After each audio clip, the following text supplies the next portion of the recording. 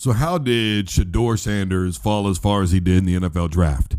There are so many ins and outs of this thing. There's a lot of misconceptions out there. There's a lot of opinions out there that are being completely disregarded that I don't think need to be disregarded. And I think this is a situation where everybody's had to stop and look themselves in the mirror. And it's an uncomfortable conversation, but I think it has to be had because it's one that we're still getting used to. Now, I want to start with this, and that is, at the end of the day, I think that Sheduer is probably in a bad situation with Cleveland. But because of where he was taken at, his bargaining power was completely stripped of him. If he was taken in the first round, he's got leverage. He's got John Elway type leverage. He's got Bo Jackson type leverage. He's got Eli Manning type leverage. But taken as far as he is, it's like, just be grateful to be here, Brody. Probably a calculated move by Cleveland to not only do that, or at least one of the teams that was thinking about getting him, but to also save themselves a few extra bucks. Because even with Deshaun Watson, whether or not he's going to play this season, even though they restructured the contract, the only thing that really happened was like $79 million, which is not going to go against the cap hit. He's still going to get a big chunk of his due money from the guarantee. So even though they did all that, at the end of the day, it doesn't really do anything. But it is odd to me, though, that they did draft two quarterbacks. It's a situation where you say to yourself, either A, you don't think one of them is going to work out, and so you have yourself a perfect backup in place, somebody that you think you'll be able to develop behind Joe Flacco, because let's keep it a buck. Deshaun Watson, there's a 99.999% chance he's not going to play. I don't care what he's putting out on Instagram about haters and getting back and rehab and all that stuff. Forget about that. You're going to be relying exclusively on Joe Flacco. But Flacco, as we know, at least when he was in Baltimore, he really didn't have any interest in helping out you-know-who, Mr. MVP out there. So if he didn't want to help Lamar, what makes anybody think he's going to want to help Sheduer or Dylan? Secondly, I think we need to ask ourselves, do we think that Jackson, Cam Ward, Jalen Milroe, and Show and a couple of others are seriously better than Sheduer Sanders? You're telling me the guy who's not injury prone, like Quinn Ewers, you're telling me the guy who's only got a 1.4% interception rating, unlike Cam and a couple of other quarterbacks. You're telling me the guy who's got a 71% completion percentage. You're telling me that those stats are padded and that man isn't qualified to be a first-round draft in the NFL? And before anybody says he's going to be a bust, he's going to be this, he's going to be that, first of all, there's been a lot of busts in the NFL.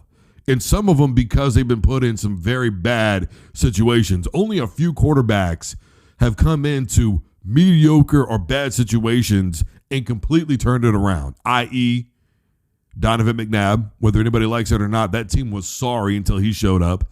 I don't want to hear about Andy Reid because that team was still terrible McNabb's first year there. And McNabb's first year there, he wasn't even a starter full-time in the season. Offense was ranked 30th in the NFL until McNabb showed up. Who was he throwing to? Go ahead, I'll wait. Todd Pinkston? Come on. Point being, John Elway, only a few have come in and actually done this. Only a few have come in and made the organization what they really are today. Only a few have come in and turned things around and made it better. They're not walking around every street corner. Tom Brady, they're not walking around every street corner. You think they're there all the time because these guys are so good at winning that they make winning look easy when it's really not. So the reality is that's few and far in between. Now, do I think Sheduer is going to make an immediate impact anywhere he goes? No. Look, I've been screaming for years before anybody else has been talking about it that it's better to wait. In the example that I always cite is Bubby Brister. Guy was a starter from the time he was in Pittsburgh. He went to the playoffs. They were beating the Denver Broncos. Elway came back. Bubby got flustered at the end of that game. He's wailing around. Then he fumbles the football and all that, and Denver recovers. they end up winning the football game. The point is, he ends up behind John Elway and goes, look, I learned more watching John Elway play than I ever did as a starter in this league. Somebody's going to say, well, of course he did. That's a Hall of Fame quarterback.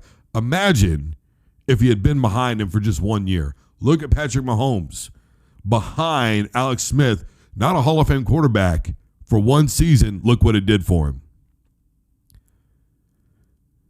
So at the end of the day, you are planning on sitting Dillon or Sheduer, which is the other thing now. Okay, do you have a rookie quarterback competition within your organization? Are you really willing to create a divide? Because see, now what you've done with all these people that are talking about, oh man, Dion and Sheduer bring all this attention, you don't think you brought unnecessary attention now to your quarterback room?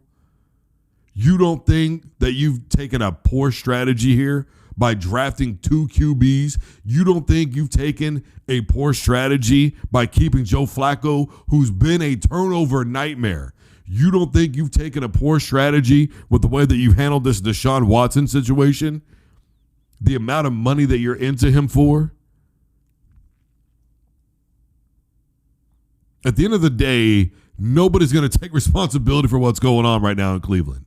Not Sheduer, not Prime, not the Browns, nobody. It's ridiculous.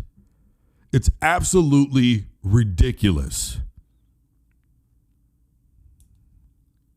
And then we have to look at the other aspect. You know, unfortunately, the mainstream media has been very, how did he fall? We don't get it. Well, first of all, not every team needs a quarterback. Jacksonville, whether anybody likes it or not, right now they feel like they're set up with Trevor Lawrence.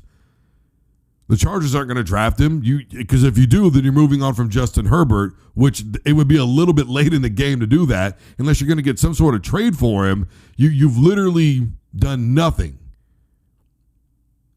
The Denver Broncos, just a season ago, they drafted Bo Nix. Russell Wilson went to the New York Giants. Aaron Rodgers, we know how he's going to be. He doesn't want anybody there without his given consent, because we know no organization should do anything without Aaron Rodgers' permission first. So Pittsburgh's probably out of it, especially since they were talking to Quinn Ewers anyway. I mean, maybe the Saints, okay, but the Falcons, maybe, all right. The Raiders definitely needed a QB. The Browns, I mean, at some point, you know you're going to move on from Deshaun Watson. You got to get somebody ready. Right? So the Cleveland Browns make sense. The Miami Dolphins, Tua was always hurt, but he's a decent enough quarterback to where when he's healthy, he's amazing. Has a hard time in the playoffs, but are you really going to move on from him as long as he wants to play? Do you want to insult him by drafting somebody in the first round? Because you know that's what's going to happen. And if he takes it offensively, after he's been outspoken about the organization, now what? So you're in a bad situation with Tua. And you don't want to make it worse by bringing in Sheduer. I mean, I could go on and on and on. I'm not going to do all 32 teams a rundown, but you get my point here.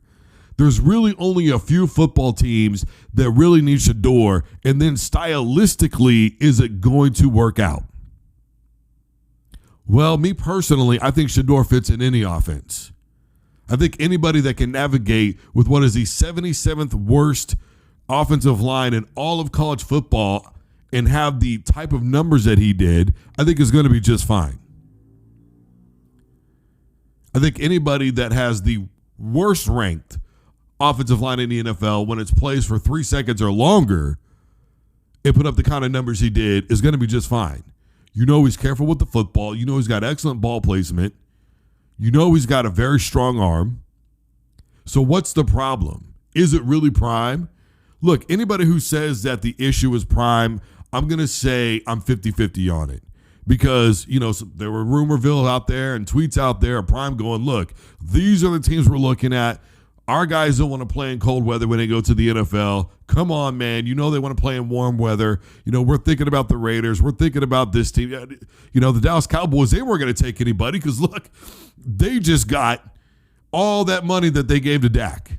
Nobody's taking on that contract. Jerry Jones is going to have to eat that no matter what. And that ain't going to work out. But what are you going to do? You're going to put Sheduer in the waiting wings for another 3 years while you're waiting for Dak's contract to basically tap out or somebody to finally go in the final year? Okay, cool. We'll go ahead and take on this final year where you know they put all the major money on the back end, because that's what they do with all these contracts, and then they hope for a restructure at the end. It's what they did with Patrick Mahomes, if I'm not mistaken. And then you had the media gallivanting, giving their own, you had Stephen A. telling the Dallas Cowboys, tank the season, hire Dion as your head coach, and draft Sheduer. So there was a lot of unnecessary pressure from the media trying to tell other teams how to navigate their position. And mind you, when Stephen A. said all this, he was literally responding to a video from the big-time linebacker with the Dallas Cowboys. Are you kidding me? You're telling Parsons to go and tell JJ, hey, Brody, this is what you need to do. Tank the season. Go watch it. He wasn't playing. It wasn't a joke. He meant that. There were a lot of people on ESPN saying that nonsense. So, okay, well, cool. We're just advocating with cheating now, because that's literally what you're doing. They got so mad with the Indianapolis Colts, the Miami Dolphins. You remember the whole situation with that ordeal and the head coach and the allegations of that situation. But for some reason, when they bring it up, it's like, oh, no, it's fine. I said it because of this. This is a justified reason why we should tank, bro. Hey, come on, don't you know that? No, I didn't subscribe to that. I'm never going to subscribe to that. Now, is this about a confident black man? Listen, I'm not black. So there are some things that I'm just not going to speak on. What I am going to say is this. I got some homies that will tell you, look, man, this is a message from the NFL. This is conspiracy. They do not like what Prime is doing. Now, I myself have said, look, there's some headhunting going on with the Colorado Buffaloes. And if you go back and watch, especially that first year, these teams were going for it on fourth down, like Oregon and some others, from their own 15-yard line. They were going, man, we really don't want Deion's team to get the ball back. They saw the offensive capability with Travis Hunter and Sheduer Sanders. They weren't about to let that duo back on the field. And that Colorado State and Colorado, the very first time they played when Deion showed up, absolutely there was headhunting. Is it because they were trying to silence Prime Time? That's the question. I got some homies that'll tell you, look, man, it ain't got nothing to do with that. Prime is being too loud right now. Prime is telling these teams this is where my boys are going to go, and that's it. And that included Travis Hunter. And then you've got the video that, can we take it seriously or not, of Shiloh going, well, our pop, he was our manager, but that wasn't working out, so we had to let that go. That thing surfaced all over the place. So there's that. So is it because of Prime and his arrogance? Is it because he overstepped his boundaries? Is it because he didn't know how to navigate the system as well as a lot of people thought? Is the NFL sending a message of, we don't want parents in our business? There's been other parents that have been in the business. Michael Jordan's mom, she handled a lot of his stuff. I'm just saying.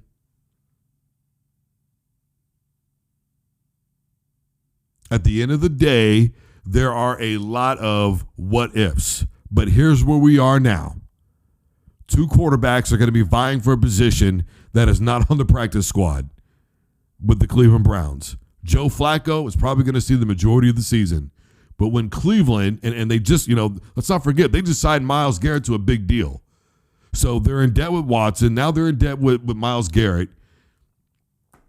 At the end of the day, they probably think they're making the best possible financial move, and maybe they can hang on for a couple of years and then give the guys a big payday once they've proven what they can be to the organization.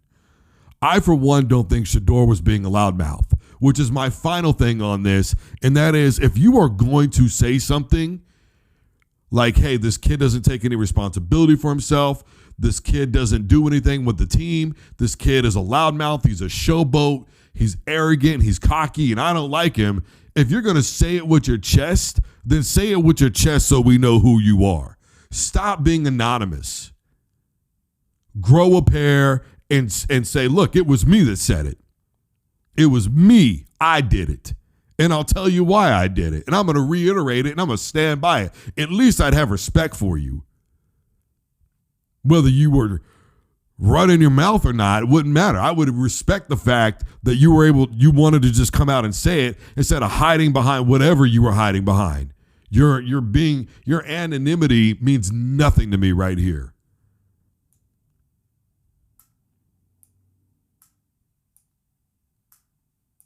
And then, of course, you got the Falcons and that whole thing, the prank call. Man, that wasn't funny, Brody. It's just not funny. This is somebody's life. And I get it because Prime is tied to Atlanta. So somebody was going, F you Prime time. Okay, so we know what's going on there, right? It's definitely about Prime in that moment.